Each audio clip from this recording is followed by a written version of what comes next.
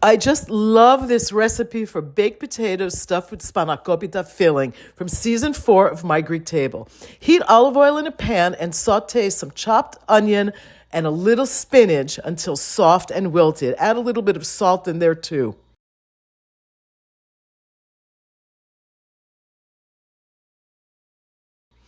Have your potatoes whole and lightly boiled. You want to have them lengthwise.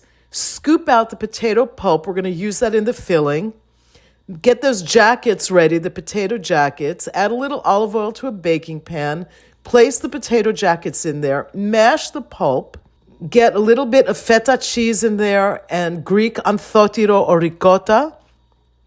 The spinach filling, of course, a little Greek yogurt, and some dill. Whisk up a couple of eggs. Add them to the filling too. That'll help keep it together and make it nice and creamy. Fill the potato jackets. You want to add a little salt, of course. Fill the potato jackets with the spanakopita filling. Sprinkle the tops with some kasseri cheese. You can use another mild yellow cheese too. Bake them. Oh my God, that looks so good. I love this recipe. It's great for a buffet. It's great for the holidays. It's really good.